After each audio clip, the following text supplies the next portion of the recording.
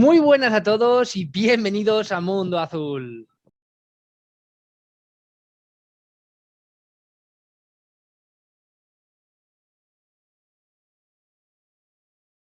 Bueno, pues ya estamos aquí un día más y hoy continuamos con ese serial acerca de la vida de Jesús, de diferentes aspectos, de diferentes versiones de un mismo personaje, un personaje controvertido, el personaje por excelencia, el personaje de personajes, ¿no? Y sobre todo esa forma tan peculiar que o bien desde el punto de vista histórico, o bien desde el punto de vista religioso, o bien desde el punto de vista un poco más laico, un poco más espiritual, que en este caso es lo que vamos a tratar, tiene ese magnetismo, ¿no? Esa forma de atraernos, ese mensaje, esa forma de transmitir y de comportarse y sobre todo esa responsabilidad que ahora también vamos a ver. Hoy vamos a hablar, redoble de tambores, de Jesús de Nazaret desde el punto de vista, amigos míos, desde el libro de Urantia. Hoy vamos a ver lo que nos cuenta el libro de Urantia. Voy a poner un rótulo aquí también para muchos que todavía no lo saben. Digo, esto es el libro de Urantia, porque luego mezclan.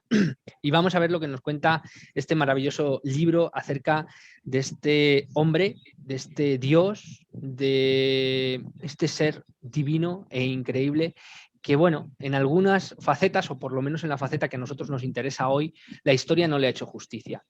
Pero hoy tenemos un invitado que sí que le va a hacer justicia. Él es Ginés, mi buen amigo Ginés, que ya ha colaborado con nosotros en muchos vídeos, muchísimos y muy buenos, como La religión del espíritu, que tuvo unas críticas buenísimas y que la gente me empezó a preguntar un montón.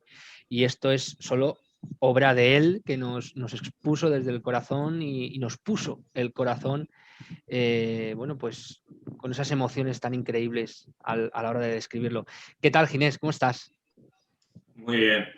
Aquí estoy todavía veraneando, aprovechando lo que queda de verano, así que muy bien. Qué suerte tienes. Hay algunos que ahora empiezan con las vacaciones y hay otros que terminan, como yo.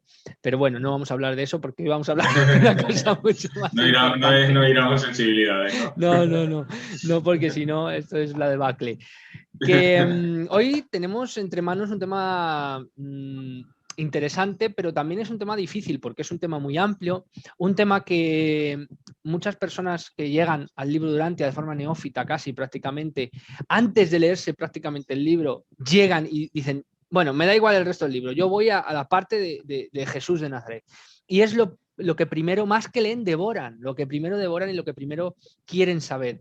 ¿Qué nos cuenta el libro de Urantia acerca de Jesús de Nazaret y sobre todo y más importante, qué tipo de Jesús de Nazaret nos pinta el libro de Urantia, Inés? Es una pregunta amplísima, dificilísima. Bueno, yo lo primero que quiero decir, que ya sé que siempre empiezo, que como pertenezco a la asociación Durantia y demás, pues que todo lo que voy a hablar ahora es una opinión personal o una interpretación personal de lo que yo he estado leyendo con el libro, ¿no? De mi relación con él y que en ningún momento pues representa a la opinión de ese club de lectores donde cada uno pues debe tener su propia opinión.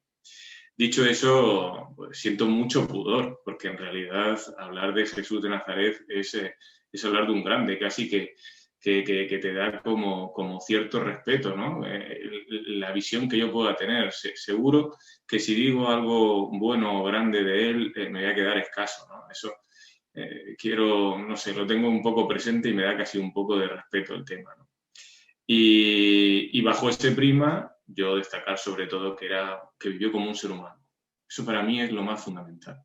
Aunque él tuviese esa naturaleza divina, el hecho de que viviese un ser humano toda su carrera en la Tierra me parece el detalle más importante, porque nos genera una capacidad a nosotros mismos de creer que podemos hacerlo, de creer que nosotros podemos copiar o seguir el ejemplo de Jesús, que lo cambia todo, que lo cambia todo. Yo siempre pongo un poco el ejemplo de que cuando uno ve que alguien ha subido al Everest, pues hay otro montón de montañeros que piensan que también pueden subirlo, ¿no? Entonces el primero siempre es como muy importante, ¿no? Y aunque Jesús no fue la primera persona de la historia de la humanidad que alcanzó la máxima realización espiritual que se puede conseguir aquí, en muchos sentidos sí que fue un pionero total, ¿no? y eso nos da a los que creemos en todas estas cosas de sacar a relucir la imaginación creadora, esa fe que tan brillantemente describe el libro de Durantia, y llevarla a término y pensar que podemos ser tan humildes como Jesús, que podemos ser tan valientes, que podemos ser tan compasivos en momentos tan complicados, que podemos no perder nuestro centro interior, incluso en las circunstancias más difíciles, y siempre en el fondo dominar la situación, ¿no? Eso es increíble, increíble, en unos niveles impresionantes. Te estoy escuchando y se me están poniendo los pelos de gallina, Inés. Sí, sí. Te estoy escuchando y estoy, vibrando sobre todo por las palabras tan reales y tan contundentes, que es cierto, ¿no? El cómo un ser de la categoría que el libro de Durantia describe, que es de la naturaleza de Jesús de Nazaret, ese Micael, ese hijo creador, cómo desciende, cómo, a lo mejor no es el término adecuado, pero cómo se humilla, cómo se rebaja desde las alturas o desde las realidades que él dispone o que él proviene hasta lo más bajo de lo más bajo, sobre todo, y esto mucha gente no lo sabe, dice, bueno, vivir aquí tampoco está tan mal, ya, bueno, vivir aquí, no aquí en tu tiempo, no aquí bajo en tu modernidad, no, vivir hace 2000 y pico años con las precariedades que había, con las circunstancias, con las ortodoxias, que allí por un centavo te mataban. Quiero decir, allí porque miraras mal a uno estaba al orden del día el sacarte los ojos o hacer cualquier tipo de cosas. No olvidemos. Se jugaba la vida. Claro, no olvidemos, ahí había una especie de castas sacerdotales súper recias, súper dirigentes, ahí había un imperio romano que dirigía todo a base de puño, sangre y fuego, y bueno, había unos contextos también sociales, faltas de medicina, falta de, bueno, que os voy a contar, ¿no? A toda esa gente que sabe un poquito de historia, pero sobre todo me ha gustado mucho eso que has dicho, que justamente, fíjate, Jesús en el tema histórico también reflejó, y es que sus apóstoles, en el tema histórico, él dijo siempre que le reflejaban desde un punto de vista que por regla general no se suele hacer cuando alguien intenta narrar los hechos o las famosas epopeyas de alguien supuestamente divino, que es pintarle como alguien humano. Y eso es una cosa muy curiosa, y el libro de Durantia en parte también nos lo dice. Dice que fue un... Bueno, el motherfucker, ¿no?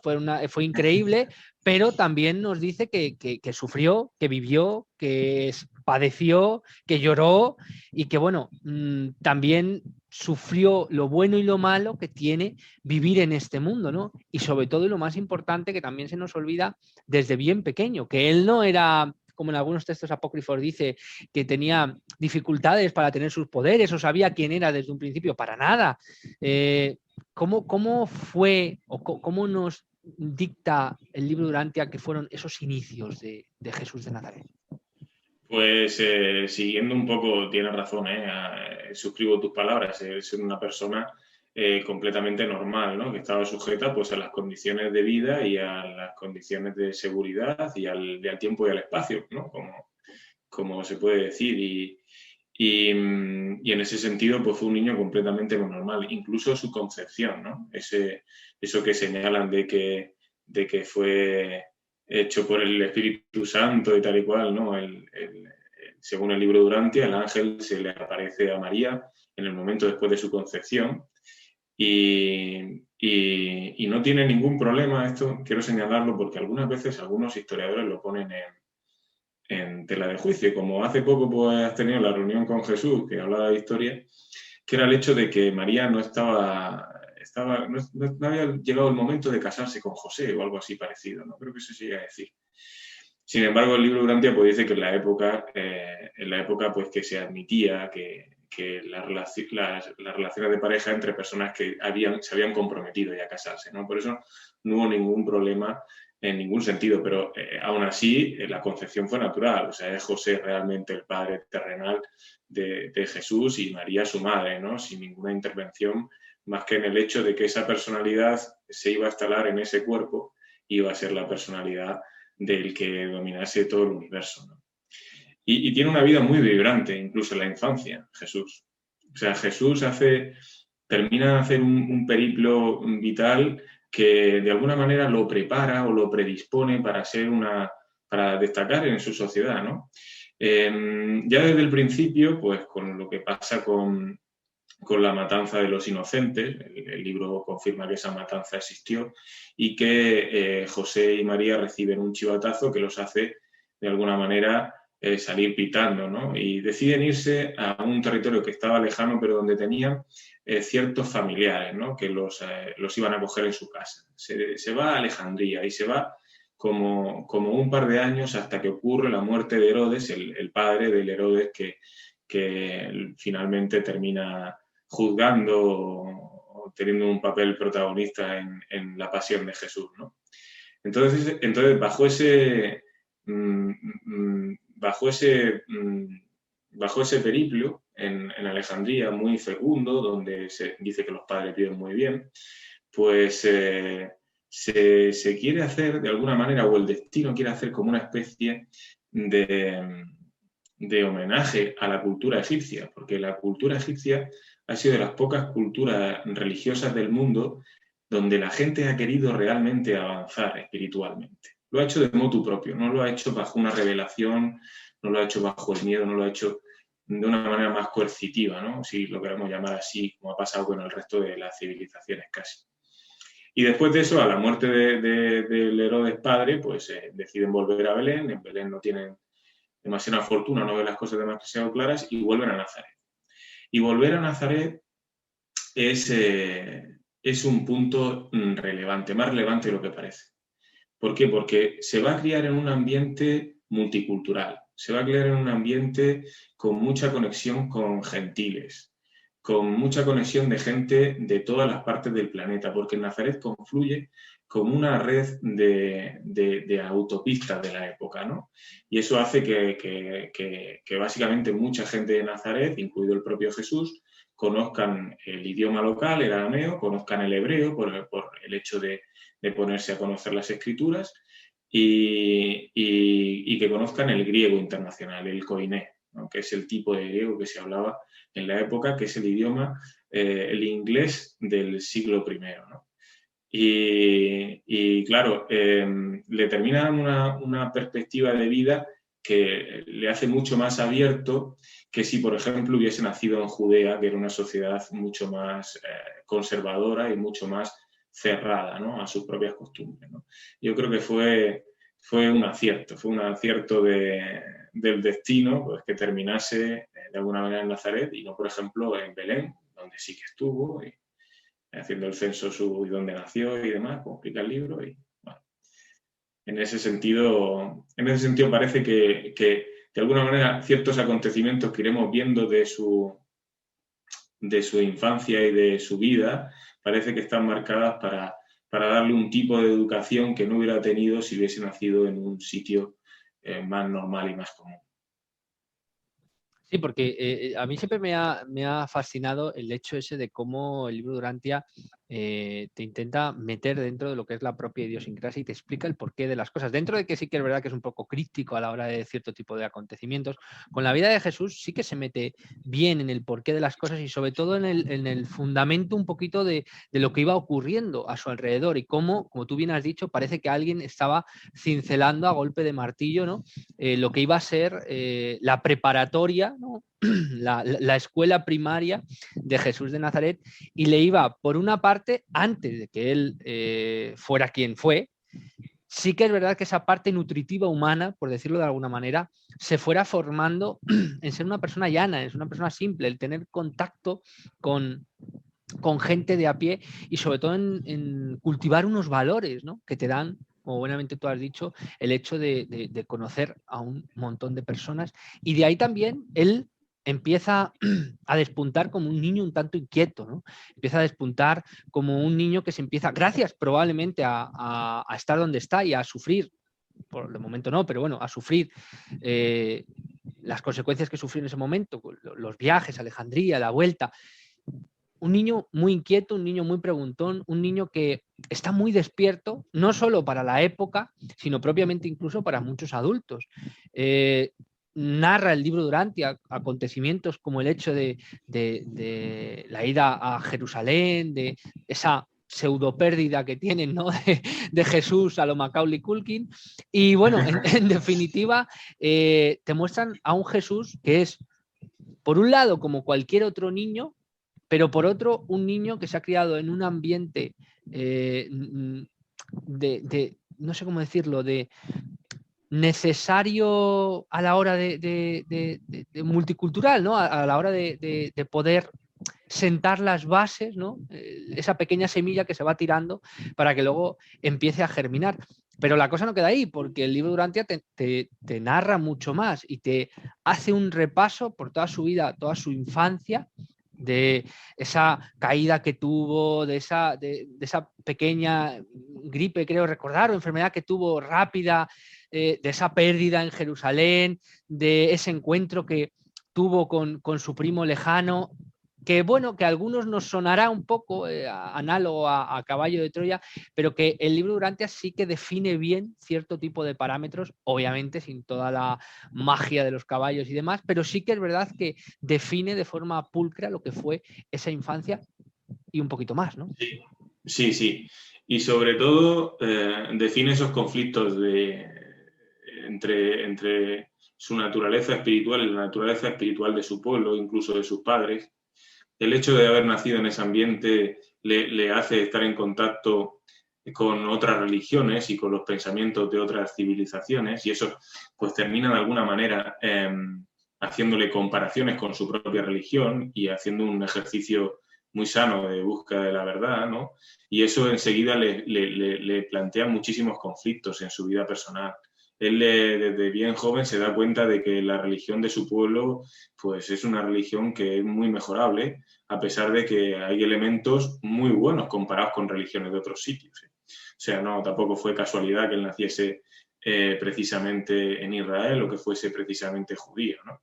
Era una religión muy avanzada para el tiempo, aunque ahora nos parezca que no, ¿no? Dentro de lo malo era lo mejor, ¿no? Claro, dentro de lo malo es lo mejor, dentro de lo malo es lo mejor. Sí, es... de alguna manera era la punta de lanza de la religión de su tiempo, ¿no? Y claro, pues en ese ambiente, en esos conflictos, pues él va ganando esclarecer la verdad. Él es una persona que si no hubiera tenido mucho trabajo hubiese dedicado mucho tiempo a la meditación, aunque a veces se advierte de que eso fue en realidad una fortuna, que podría haber tenido el peligro de dedicarle demasiado tiempo a la meditación y de no vivir, ¿no? Y como decimos, los giros que tuvo el destino con él fueron amplios y a veces desagradables, ¿no? Y a los 14 años de edad, si no recuerdo mal, 14, 15 años de edad, muere su padre, muere José en un accidente, de una manera un poco imprevista, y encima deja a una familia importante. En total eran 8 hijos, porque al año siguiente muere también uno de sus hermanos pequeños, Amós. Entonces él, de alguna manera, vive la experiencia, nada desdeñable para los que somos padres, ¿no?, de ser padre en la vida. En realidad fue el padre de la mayoría de ellos por casi toda la infancia de ellos, ¿no? En especial de los más pequeños, ¿no? Porque algún hermano que tenía más mayor sí que conocería a José y habría tenido recuerdos con él, pero del resto no, ¿no? Y se hace cargo de la familia de una manera, se hace cargo de la familia, de un negocio, o sea, es una cosa que ya llamaría la atención en nuestra época, ¿no? Ya solo ese simple hecho ya sería como una patente en decorso en la vida de una gran experiencia, ¿no? Y es fiel a su mandato. Es fiel a su mandato y lo deja cuando él piensa que otros lo pueden hacer y cuando piensa que tiene que dedicarse también a las cosas del Padre.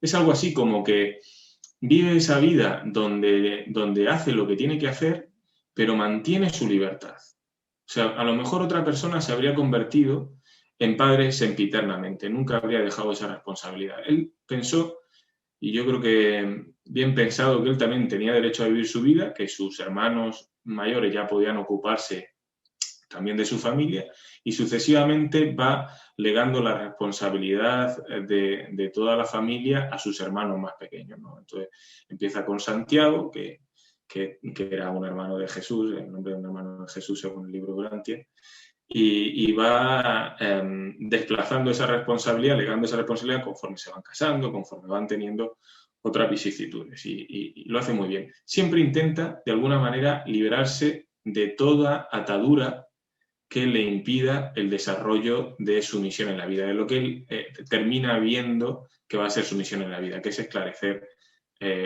al Padre para los hombres y esclarecer a Dios a los hombres para Dios, ¿no? Entonces, pues bueno, una vez que deja a la familia bien asistida, por así decirlo, con otro hermano mayor, pues tiene la suerte, por así decirlo, de que le contratan de traductor, le contrata a una persona, parece que era siria, lo contrata de traductor y termina viviendo una temporada de su vida en Damasco y en Alejandría. Termina viviendo, creo que alrededor de un año. Él vuelve, sigue haciendo una vida aparentemente normal, aunque seguro que desarrollando todo el tema espiritual y todo el tema de cómo llevar a los demás el mensaje tan bonito que tenía, pero otra vez con 27, 28 años se le cruza por el camino un mercader indio de la India, y le propone también hacer de traductor y de instructor de su hijo menor. Y ahí ya el número de sitios que visita es impresionante. Este mercader quería hacer negocios en el Imperio Romano y prácticamente, yo creo menos España, visita casi todo, cosa que me dio mucha decepción. Pero digo, bueno, no voy a haber estado aquí, además, yo que soy de un puerto mediterráneo, pues me habría hecho mucha gracia haber leído esa historia, pero no, en ese momento no visita España, pero sin embargo, un sinfín de ciudades, Nápoles, Roma, es que ahora mismo no recuerdo, Jope, son poblaciones algunas muy antiguas. La Vía Capua. Muchísimas, muchísimas. Llega a conocer en una entrevista al emperador, cosa que es una anécdota muy memorable porque la sorna romana apareció en Tiberio y Tiberio dijo de él que si él tuviera el porte, algo así como el porte de ese traductor, ¿no? Que sí que sería un auténtico emperador, ¿no? O sea que honraba bastante a Tiberio y a los romanos, ¿no? Y bueno, una vida realmente de película, Sí que a mí me gusta mucho reseñar el hecho de por qué todos estos años quedan tan ocultos. ¿Por qué hay que ocultar todo esto? ¿Por qué Jesús no le habla a sus apóstoles abiertamente de que ha realizado un viaje, de que ha estado en casi todo el Imperio Romano, de que ha conocido al emperador? O sea, para la época eso sería una cosa tremendamente extraña, ¿no? En su círculo íntimo, o de por qué le ofrecieron llevar una sinagoga y una escuela religiosa. O sea, esos fueron ofrecimientos que tuvo Jesús, de muchísimo calado, y en Alejandría, nada menos que en Alejandría, la que podía ser la capital cultural del mundo en la época. O sea, temas bastante impresionantes. Y él, en un acto de humildad difícil, borra todo eso. Y lo borra por una razón. Pero sobre todo, a mí lo que más me sorprende es que pasa de una vida de casi de mediocridad más absoluta, quiero decir, cuidando, siendo padre, teniendo una responsabilidad brutal, pasa de forma progresiva, de forma paulatina, a una vida para la época, de éxito absoluto, viajes, cosas que a él precisamente le gustaban, educador, conocer diferentes gentes, diferentes lugares, bueno, esas particularidades que tiene la gente inquieta, ¿no? De ir para aquí, para allá, gastronomía, no sé qué. Todo eso lo cumple, casi es un momento pleno a nivel intelectual para él, o yo creo, considero que debe serlo, y cómo esa disparidad total entre lo más bajo, que a mí hay un dicho que me gusta mucho que dice que para ser dragón primero tienes que ser hormiga. O sea, igual que para primero antes de correr tienes que saber andar, pues es casi como si alguien le hubiera hecho, ¿no? Poquito a poco esa ondulación de abajo, pero para coger impulso e ir hacia arriba. Es increíble, a mí siempre me ha fascinado. Sí. Esa frase lapidaria casi que tiene el libro Durantia de que uno se sincera en la vida o que uno madura en la vida entre el yunque de la necesidad y el martillo de la angustia, ¿no? Es una frase así tan lapidaria, y él de hecho lo sufrió, tuvo sus penalidades económicas, no fue un pobre de necesidad, no fue un rico en la vida tampoco, pero disfrutó de ambos lados de la vida, o sea, disfrutó de la experiencia de estar casi en la pobreza y disfrutó de las mieles de la riqueza. Estos viajes se hacen por así decirlo, a todo tren, a todo trapo. Aquí no viaja con un pobre, viaja con un mercader que lo tiene casi como un hijo, que enseguida le toma cariño y que vive las mieles de esa riqueza, ¿no? Todo eso le da igual. ni se ha hecho a ser pobre y se quiere quedar pobre porque está más cómodo, ni se deja deslumbrar por el nivel material que podía haber conseguido fácilmente, porque ser líder de una escuela religiosa en la época y demás en Alejandría, seguro que era un tema bien pagado, donde iba a disfrutar de una vida material mucho más sencilla, ¿no? Y sin embargo, todo eso le da igual, pasa olímpicamente del tema y sigue con su vida. Carácter más de hecho, férreo, ¿eh? Qué personalidad más auténtica. Quiero decir, esta gente que tú te encuentras muchas veces, mira, yo estoy viendo ahora la película del Cid, sí, la serie esta española del Cid, que os la sí, recomiendo a todos, ha sido muy criticada, es una película, una serie increíble, tiene 2 temporadas y al personaje le ponen constantemente, él se debate entre su fidelidad a su señor y bueno, lo buen espadachín que es, ¿no? Y le están constantemente poniendo la miel en los labios. Yo te doy un castillo, te doy a la mujer que quieres, a Jimena, te doy a no sé qué, te doy a no sé cuánto. Y el tío dice, no, yo por mi honor, por mi deber, por lo que tengo, por mis valores, tengo, aunque quiera lo otro, pero tengo que cumplir con... Y es como una persona que va, obviamente es el protagonista de la serie, ¿no? Pero va dejando huella por donde va precisamente por eso, por su autenticidad. Porque no hay otro igual, porque todos pueden ser unos ratas, unos sinvergüenzas, todos pueden manipular, pero gente así hay pocos. Y esos son los que verdaderamente dejan huella. Y Jesús de Nazaret, bueno, al mismo Tiberio, es que mira qué porte, es que mira qué persona, mira qué forma de moverse, de hablar, de tratar a la sí, gente. No hay ricos, no hay pobres, no hay pobreza, no hay riqueza, simplemente hay una experiencia. Es increíble, es increíble. Y lógico que deje huella, por supuesto.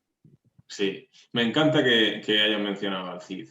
Me encanta que hayan mencionado a otra persona. Porque en realidad, si algo yo transmitiría de la vida de Jesús según el libro de Durantia, es ese hecho de que vivió como un humano y que algunas partes de su personalidad pueden ser replicadas por nosotros. No en ese grado tan bueno, pero el Cid hizo eso con una parte de la personalidad de Jesús. Y seguro que en nuestra historia de vida personal haremos algo que se le parezca en algún sentido a tal. Lo que es realmente brillante de Jesús es que lo hizo en un espectro tan grande, ¿no?, de características y de valores espirituales. Eso lo hace casi replicable, pero en realidad es aproximable su personalidad y para mí eso es lo más resaltable, lo más resaltable. Lo que decíamos, tenía un carácter tan férreo, tan estable, tan maduro, ¿no? Oye, yo lo que quiero es revelar al Padre, a los hombres, me voy a dedicar a esto y lo quiero hacer de esta manera. ¿Por qué no? ¿No te generaría a ti duda que te ofreciesen una escuela religiosa y decir que no? O sea, es que ya fue al milímetro, ¿no? Otro hubiera dicho, yo personalmente hubiera dicho, oye, pues Diría que mejor no. no más trampolín. Diría realmente que no ante una situación, porque es que parece que te están poniendo la chocolatina que más te gusta, ¿sabes? O sea, es como... Claro, es que, y no es tan distinto a lo que él hizo, ¿no? Pero no, él dijo, no, el 100% es hacerlo como yo quiero, y esto no me vale, ¿no? Pero claro, otro hubiera dicho, jolín, pues esto es el 80%, es que es una plataforma muy buena, ¿por qué no lo voy a tolerar, ¿no? Y bueno, me conformo un poco y seguro que de aquí salen cosas buenas, ¿no? No, fue a por todas y se olvidó de eso. Y se olvidó de eso fácilmente. Rechazó 2 o 3 veces visita desde Alejandría de gente muy importante para ofrecerle en Nazaret el puesto. O sea, se hicieron un viaje importante y al final, con todo el dolor de su corazón, pues les dijo que no.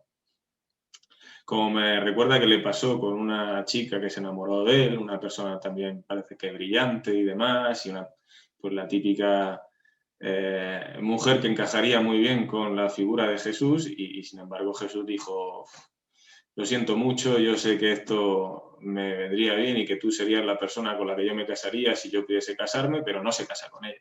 O sea, a lo mejor otro hubiera dicho, oye, pues me caso, que total, es una persona pues que comparte de alguna manera los valores que tenía Jesús, que lo habría seguido y lo habría entendido y habría sido leal, como luego la historia posterior lo demuestra, y no, 100%. Yo tengo que estar... Yo por una parte me le imagino lo que él realmente tenía que sentir, tenía que ser tan fuerte, porque en ese momento él no tiene su divinidad, no tiene su recuerdo, no sabe quién es, sabe ese impulso increíble interno que tiene de casi tener claro lo que quiere, ¿no? Pero no sabe realmente el porqué de todo, no tiene esa omnisciencia que luego representa y demás. Yo me imagino a él de decir, hostia, es que me está viniendo todo dado y yo tengo que estar negando y tengo que estar... O sea, eso también tiene que ser casi una negación a tu propia persona, ¿no? Para conseguir un propósito, para conseguir un fin de lo que quieres conseguir, aunque ese fin realmente sepas, porque muchas veces el propósito, evidentemente no sabes por qué, pero sabes que lo tienes que cumplir, ¿no? Y casi que te realizas en ese propósito. Pero sí que muchas veces la angustia de negar, ¿no? Cosas que realmente te hubieran apetecido. Claro, y no solo apetecer, sino que hubieran llenado, aunque no en la totalidad, pero sí algunos huecos que Jesús realmente, yo creo, estoy convencido de ello, a lo mejor metido a la piscina demasiado, pero yo creo que él quería hacer. Y sin saber nada, se tira a la piscina por ese sentimiento, por esa forma, por esa concepción, esa energía que a todos nos guía y que muchos no sabemos hacer caso adecuadamente, pero él sí, ¿no? Le tira la energía por ahí seguro, porque al final vive como un ser humano y pues si le presentan una cosa que para la época, en su medio y tal, es deslumbrante, pues claro, pues tienen que surgir tus dudas. Pero no le surgen las dudas, porque cuando amas una cosa profundamente, hace que sea muy claro y que la posibilidad de decir que no simplemente sea un tema de cómo hacerlo con tacto, ¿no? Y yo creo que de alguna manera se sobreentiende que él sufre de alguna manera o se esfuerza en tener el máximo tacto posible con esta chica y también con los ricos de Alejandría, que para él buscan ese honor, ¿no? Porque en el fondo era como, oye, nosotros hemos descubierto en ti un líder religioso, te vamos a dar todos los medios. Es un papelón, porque no solo para él, sino para los de su entorno. O sea, yo soy mi hermano, y digo, estás rechazando lo que mucha gente no consigue en una vida entera. Estás rechazando el cielo en la tierra prácticamente, lo estás rechazando por una idea que ni siquiera entendemos ni comprendemos. Estás hablando de locuras y que sobre todo negamos y rechazamos diametralmente. Lo que te están ofreciendo es la realidad y lo que tú me estás diciendo es humo, o por lo menos para la gente sí, es humo, ¿no? Sí. Es una forma muy pragmática de decirlo. Yo también lo habría pensado así, ¿eh? La verdad es que coincido contigo. Lo habría pensado exactamente así. Sí, es que ¿el otro qué es? Que vas a ser un día en Galilea y que... No sé, eso queda muy... Y lo otro es muy tangible, muy del día a día. Pues él da un segundo paso. En esa fortaleza del carácter que hablamos, da un segundo paso. Y su segundo paso es olvidar, hacer que todos esos años queden ocultos, porque no quería que se fijasen en una personalidad extraordinaria, sino en el mensaje que iba a transmitir. Hasta ese punto de finura llega Jesús, para evitar, porque claro, todo esto no se cuenta aquí, pero es que su familia no lo sabe. Su familia no se llega a enterar de que hace los viajes. Su familia vive angustiada pensando que habían perdido a su hermano por, creo que unos 2 años que duran los viajes por el Mediterráneo, sin saber nada de él. Hasta ese extremo llega su fidelidad a la misión que él tenía, que le hace sufrir lo indecible. Imagínate que tú pierdes a tu hermano de vista durante 2 años y no sabes absolutamente nada de él. Y un hermano que te ha tratado bien, que ha sido compasivo contigo, que has tenido una relación muy estrecha y se va seguramente sin una discusión, se va sin... que hubiera sido mejor que hubiera discutido con alguno de sus hermanos, ¿no? Y decir, bueno, ha tomado un cabreo y se ha ido 2 años, tal, será... te puedes sentir mejor llamándole de todo, ¿no? En la distancia, ¿no? Pero todavía dice, bueno, volvió tal y... Es que vuelve y la primera relación de su familia es vamos, me imagino, te voy a matar, porque es que te has tirado 2 años por ahí, no nos quieres contar dónde has estado. No se lo dijo a ninguno de su familia. Todo esto lo sabemos o lo pone en valor el libro de Urantia, porque ahora somos más maduros para no tener una idolatría hacia una personalidad de tanta relevancia, tanto talento y tanto éxito como Jesús. Pero en la época tenía que quedarse olvidado porque si hubiesen hecho, que fue lo que finalmente pasó, una religión sobre Jesús y no una religión sobre el mensaje de Jesús. Esa diferencia Es que imagínate qué persona, no la o sea, evitó. imagínate, yo siempre lo he pensado, imagínate qué personalidad, sin ser, no sin ser, sin saber que es divino, imagínate, y luego conocen supongo que ellos, no sé si realmente tuvieron que ver una diferencia real en su personalidad, pero la forma a nivel educador, que luego habla en toda su vida pública, o sea, dijeron, si realmente no se dieron cuenta, tuvieron que decir lo que es este hombre, o sea, es increíble, es una cosa completamente... Claro, él yo creo que lo que no quería era adelantar la gallina, ¿no? Lo que no quería era decir, no vamos a empezar antes de lo que es la cuenta, aunque evidentemente, como digo, él todavía no sabía quién era. Pero sí que el caballo ganador, como se suele decir, siempre lo tiene dentro, ¿no? Siempre está ahí y siempre de alguna manera u otra siempre hace despuntar cierto tipo de circunstancias, ¿no? Y yo creo que es un poquito lo que quería. Quizás fue una cuestión de tiempo, sí. Quizás fue una cuestión de que el timing no era el adecuado y por eso rechazó todas estas cosas de las que hablamos, ¿no? No sé, es una cosa que yo tampoco, y no veo que el libro Durantia tampoco resuelva, porque no conocemos más de su historia, ¿no? Es lo que sí que hace y que es muy importante en todos estos viajes es preparar a un montón de líderes espirituales para el mensaje posterior que van a transmitir. Es decir, cuando los apóstoles llegan a Roma, cuando los apóstoles llegan a las principales ciudades del imperio, por allí ya había pasado Jesús y por allí ya había de alguna manera preparado el terreno. Lo hace de una manera positiva, lo hace de una manera brillante, lo hace resaltando las cualidades positivas de las religiones y de las escuelas filosóficas que cada uno tenía. Lo hace haciéndole preguntas para que llegasen más allá en ese aumentar positivamente el acierto espiritual, para terminar de dejar de lado un montón de errores espirituales que tenían todas las religiones, ¿no? Algunos bárbaros, porque seguimos en una época bárbara, ¿no? O sea, a todos los efectos la religión judía era la única religión normal, aunque a día de hoy nos parecería una religión muy cerrada y una religión, no sé, una religión como oscura, una religión de negarte a ti mismo muy radicalmente. Las otras eran un menú de vicios, ¿no? Muchas veces, ¿no? Entonces, entre perlas brillantes, también hay que decirlo, ¿no? No se parte de cero, ¿no? Jesús no crea la religión y antes no hay nada. Eso no sería tampoco la realidad, ¿no? Entonces va perfilando, en todos esos años ocultos, en toda esa infancia, lo que va perfilando es una preparación del terreno de su propio mensaje posterior. Claramente. Y finalmente cuando él ya recupera, avanzando ya un poquillo en la historia, recupera su divinidad, recupera lo que es suyo y ya finalmente, supongo que debió ser como el que se quita una espina del dedo, ¿no? Debió ser una cosa de decir, madre mía, y yo soy esto, joder, pues tiene que ser, ¿no? Tuvo que ser un momento bastante cómico por un lado, decir, madre mía, quién soy y quién no me acordaba, ¿no? Pero bueno. Y luego la preparatoria que también hizo en lo más inminente, ¿no? En cuando iba a lanzarse ya en su vida pública, en cómo iba a organizarlo todo, que a nivel histórico tampoco está relatado. Parece que ser que de la noche a la mañana, a nivel histórico, Jesús se lanzó porque sí, un desconocido total y absolutamente. Eso también en la historia no me ha cuadrado mucho. Yo le he hablado con muchas personas, con muchos amigos.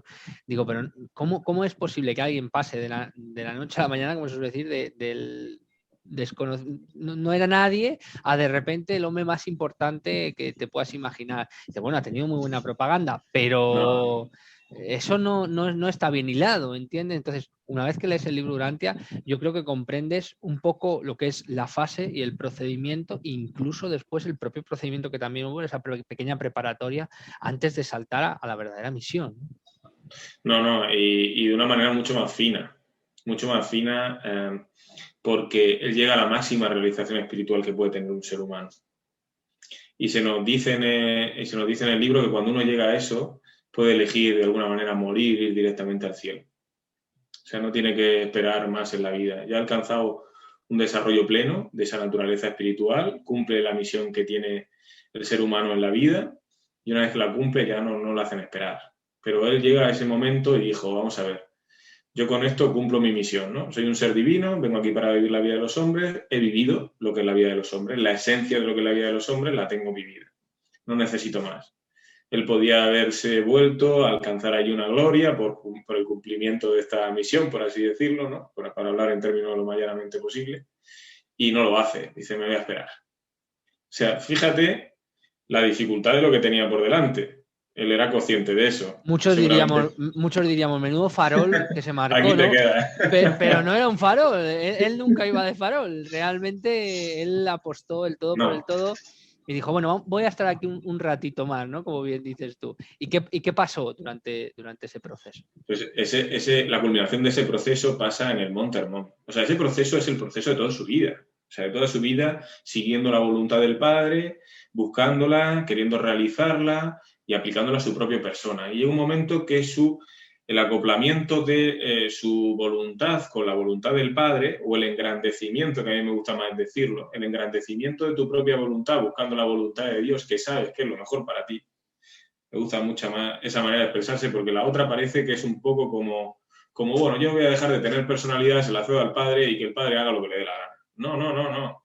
Es desde el conocimiento de que el Padre va y va enseñándote lo mejor, cosa que tú tienes que darte cuenta de que es lo mejor, porque si no, no vale tampoco. Y una vez que tú te das cuenta de que es lo mejor, tú lo vas realizando. Y entonces engrandeces tu propia personalidad, como hizo el Jesús humano, hasta el extremo de que el acoplamiento con la voluntad del Padre es total. Y en ese acoplamiento ya llega en el Monte Hermón, es cuando culmina todo ese proceso, se va a meditar unas semanas y allí termina de cumplir esa fusión con la voluntad de Dios, ¿no? Ni más ni menos. Cualquier cosa es decir eso, ¿no? Pero sí, y para eso no se necesita ni ser listo, ni ser más tonto, ni ser más culto, todo eso es accesorio completamente. Incluso yo considero que alguna gente, algunos profetas que parece que lo han conseguido, según el libro, estaban con cierto desequilibrio psíquico. Y con cierto desequilibrio psíquico importante, evidente. O sea que hasta ese extremo puede llegar que una persona quiera seguir la voluntad del Padre y realizarla y tal. No es el caso de Jesús. Jesús tiene una personalidad bien definida y aquello no pudo con él, ¿no? Ahí es cuando se da cuenta de su divinidad. Ahí es cuando plenamente, había tenido pequeños destellos antes, pero ahí es cuando es confirmado de que él no solo es un ser humano, sino que es una persona importante dentro de esta esfera del universo, ¿no? Y fuera de ahí es cuando los demás ven realmente que él se ha transformado, que él es una persona diferente, ¿no? Gente que lo conocía de antes, ven en él ahora a otra persona, ¿no?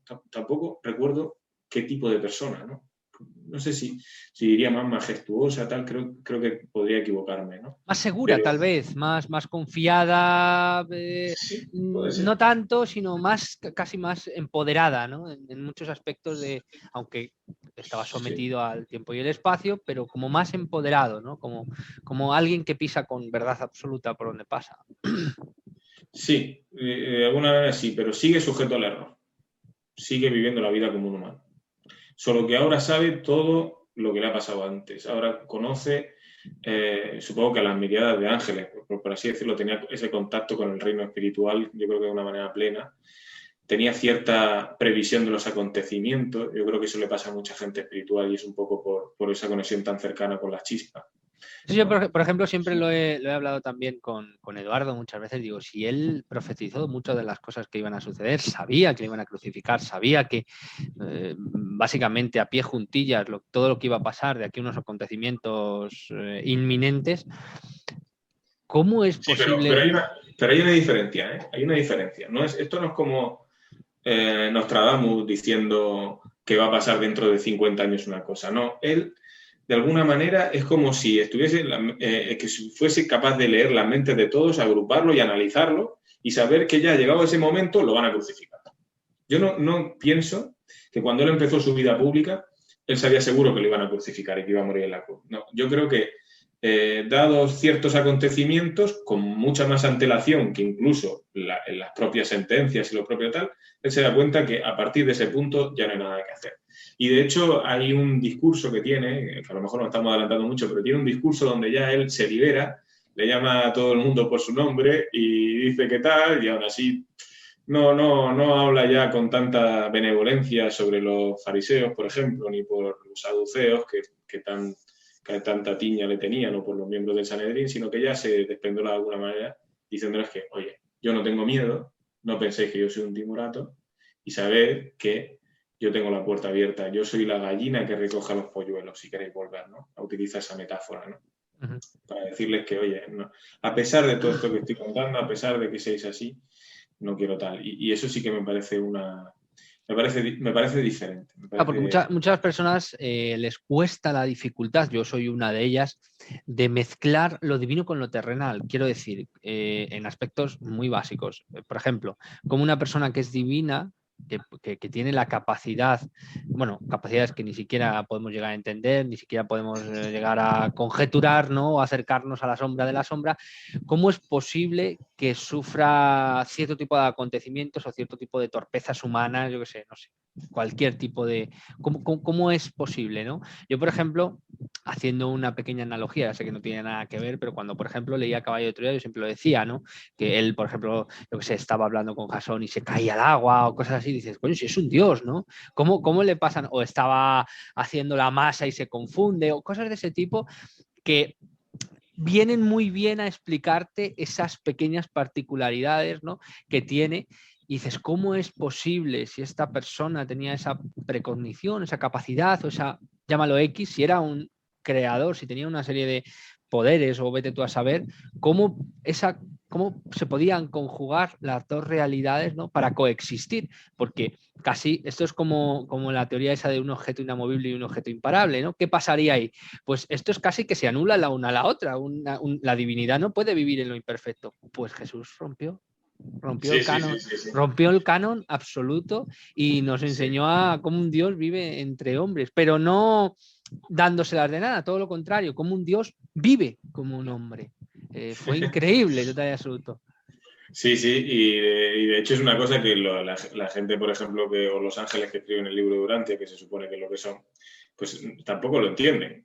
Tampoco entienden cómo alguien de tanta gloria es capaz de vivir en un cuerpo humano y como un humano. Pero aún así la convivencia fue difícil. Aún así la convivencia fue difícil, porque de hecho la boda de Canadá fue, de Caná, perdón, fue un ejemplo de ello, ¿no? En la boda de Caná, lo que termina pasando es que su naturaleza divina pues tiene un deseo que como está libre del tiempo, pues sus seguidores o la gente que estaba a su cargo realiza en un tiempo completamente fuera de tono para los cánones modernos, ¿no? Y entonces él desea, de alguna manera, pues que su madre se vea satisfecha en que tenga más vino y más comida a la fiesta, y en ese solo deseo, sin pedirlo, se produce un desequilibrio en el tiempo que hace que los ángeles inmediatamente le hayan hecho un vino de calidad, le hayan multiplicado la comida y que aquello pues sea completamente antinatural y milagroso. Realmente ese episodio y el de Solo la con su multiplicación de los deseo. panes y los peces, solo con su deseo. Es verdad que en los panes y los peces él desea y quiere realizar. Y dice, esto está de acuerdo con la voluntad de mi padre. Y yo, padre, estoy aquí solo predicando, nada, hay mucha gente hambrienta, tal, quiero darle realmente de comer. Ahí sí que lo hace aposta, pero en la boda de Canaán no. La boda de Canaán fue algo completamente involuntario, que le hace tomar de alguna medida mental en su cerebro para evitar que eso vuelva a pasar. Cortafuegos. Sí, sí. Tiene un cortafuegos y no se repitió en ningún otro momento de Pero su para que vida, veas excepto... lo que debía ser un pequeño desliz, un pequeño fallo, lo que Sí, podría sí. haber producido un ser como él. O sea, un cambio de Podría... realidad absoluta o Sí, sí. vete a saber lo que... Y para que veas el poder que tiene. Y fue nada, como el que pestañea y dice, ay, que me he quedado dormido. Y de repente generó Totalmente. un milagro para nosotros y un acto Un que hay allí completamente... tremendo. Claro, claro. O sea, Tremendo. imagínate el poder de esa criatura que es una auténtica bomba de relojería, una bomba nuclear Sí, soportada sí. por una inteligencia férrea que incluso se ata, ¿no? Se autoimpone cierto tipo de cosas para que, bueno, se cumpla única y exclusivamente la voluntad de su padre.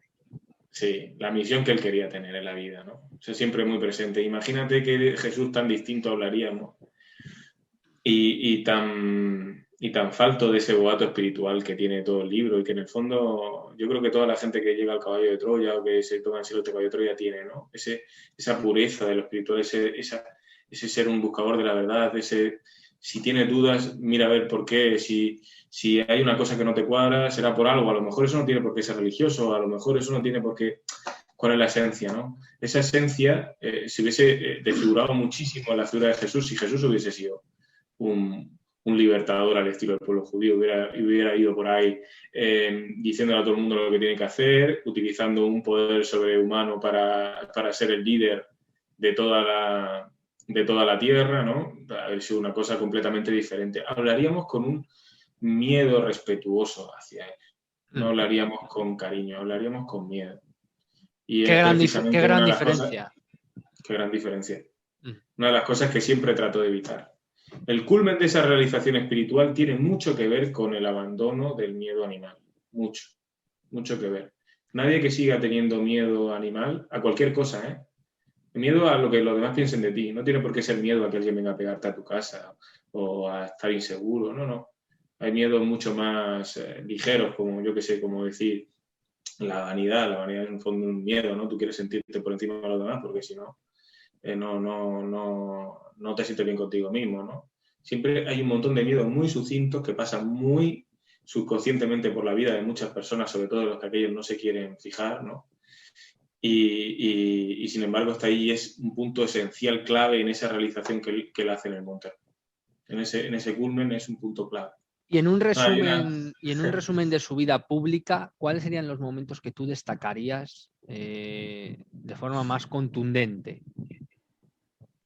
Pues es que, más que destacar de una manera contundente algunos puntos, que es que tiene muchísimos. O sea, es muy difícil en la vida pública ponerte a leer la cantidad de discursos que tiene el libro, te pones a leer y hay muy poquitos que no me han gustado. O sea, a lo mejor que puede haber 40, 50, 60 discursos. Y hay muy poquitos que he dicho yo, bueno, no me ha hecho mucho, tal. Muy poquitos. La mayoría son realmente brillantes, ¿no? Realmente brillantes. Y yo, en vez de quedarme con algunos de esos discursos, con algunos de esos momentos de su vida pública, me quedo más bien con el hecho del romper con las religiones anteriores, romper con la evolución religiosa anterior de una manera tan brillante, ¿no? Pues claro, ahora estamos hablándolo aquí muy tranquilamente, ¿no? Jolín, es que un científico es un buscador de la verdad, pues sí, siempre y cuando sea lo suficientemente tolerante como para aceptar que las posibilidades de una cosa que no conoce son posibles, pues es un buscador. Que no todos los científicos lo hacen. No, todos los científicos no lo hacen. Porque prima el tipo de persona que primaba en la época de Jesús. Claro. El tío que está atado a su verdad. Está completamente atado a unas creencias que tiene, que no las ha cuestionado lo suficiente, que no las ha puesto en duda, muchas veces por miedo a equivocarse, por miedo a perder un papel en la sociedad, no las termina cuestionando. Primero creen y luego se autojustifican o se justifican. Es diferente. Lo que propone Jesús es descúbrelo tú primero, justifícalo tú primero y luego experiencia. Ya creer es natural. Ya creer es natural. ¿Cómo no vas a creer? ¿Cómo yo no voy a creer si he visto la humildad en... Yo qué sé, voy a poner un ejemplo que me ha pasado, ¿no? Que me pasaba mucho de pequeño, que de vez en cuando, pues haciendo zapping y viendo la tele tontamente, pues veía a alguien que contaba su experiencia en la tele. Pues esto es tal show que venía un tío que decía, pues yo qué sé, desde que había adelgazado hasta que lo había pasado muy mal por ser homosexual y todas esas cosas que pasaban en la tele de los 90, ¿no? Muy habitualmente. Y yo muchas veces, pues, sentía una gran emoción de ver que había una persona que había superado sus circunstancias, que había tenido el valor de hacer eso, que había tenido la humildad, que había tenido el arrojo de hacerlo delante de tanta gente, de decirlo, de contarlo abiertamente. A mí me producían sentimientos de reconocimiento del valor espiritual en esa persona. Y me emocionaba positivamente porque veía que eso era un ideal de vida. Intuitivamente, porque era pequeño y demás, pero se veía claramente. Claro, ¿cómo no voy a creer yo en ser humilde? Si lo veo y me gusta y lo reconozco y me gustaría para mí, pues ¿cómo no voy a creer yo en ese valor, ¿no? Entonces, claro, primero lo he asimilado y ahora lo creo, ahora quiero ser así. Quiero creerlo y realizarlo. Ahora quiero seguir así. Esto es natural. Lo otro no, lo otro es no matarás. Y tú dirás, joder, ¿y por qué no me voy a cargar a un tío que se ha cargado 20.000, ¿no? Imagínate que te toca que el incendio ese Esa famosa frase que dicen, sí, pero... sí, Claro, pero... es que es todo tirar de autodisciplina. Sí. Ya hay muy poquita gente que aguante una disciplina tan rígida, ¿sabes? A lo mejor llegaríamos al mismo camino. Probablemente en muchas cosas llegaríamos al mismo camino, porque el hecho de no robar a una persona es un tema de respeto a los demás, de respeto a lo que otra persona se ha ganado honestamente. ¿Por qué tú vas a robarle a alguien, no? Entonces, claro, hay muchas cosas que parten de una visión y él dice, no, esto es el otro camino. Vuelve, y así vas a vivir mejor. Si el padre te va a poner la hoja de ruta, nos la pone el padre, va diciendo, mira, pues ahora vas a aprender que tienes que ser más humilde, y ahora vas a aprender que tienes que ser más prudente hablando, y ahora te tienes echar la listica, ahí tal, donde tú vas a vivir las experiencias que tienes que vivir para ir descubriendo todos esos valores, tal, y nada que te fijes un poco, lo vas a querer tener en la vida, lo vas a querer aplicar. Y luego cuando pases de ese, pues venga, otro nivel, otro círculo, ¿no? Otro círculo. Y oye, Ginés, ya para terminar, porque si no, podríamos estar aquí hasta mañana. Yo estoy súper cómodo, ¿eh? Bueno, es que la verdad que es un tema que siempre se queda corto. Siempre se queda corto. Jesús de Nazaret, finalmente podríamos decir que triunfó o fracasó.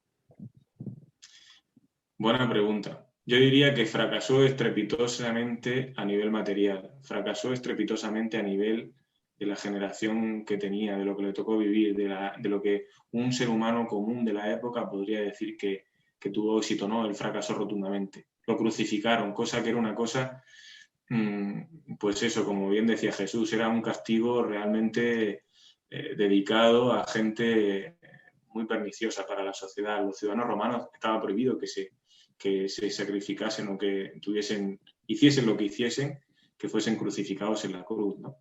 En realidad fue una muerte ignominiosa y completamente digno de ningún boato, de ninguna perla y demás. Hasta ahí eso. El legado que ha hecho, la vida espiritual que ha dejado, es el éxito más inconmensurable de todos los tiempos.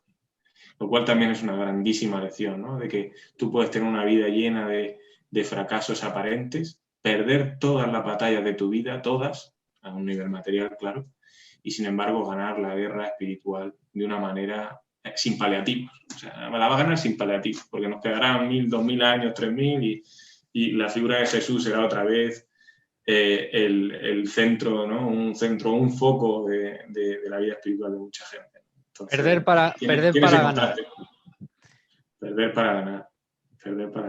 Pues con esa frase me quedo de todo esto porque ha sido maravilloso, Ginés. Muchísimas gracias. Y bueno, vamos a continuar con más Jesús de Nazaret porque, bueno, como he dicho, yo podría estar aquí hasta mañana. No queremos realmente, sabemos que tenéis cosas que hacer, lo que nos estáis viendo. Nosotros no, ¿verdad, Ginés?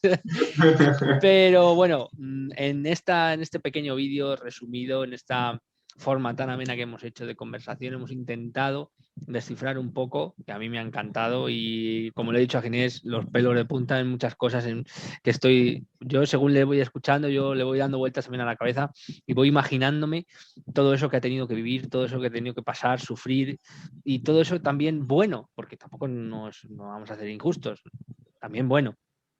Y sobre todo cómo su vida, casi más que lo que decía, su propia vida es su mensaje y eso ya dice mucho de una persona. Y qué más decir de Jesús de Nazaret, que probablemente por eso sea quien es, ¿no?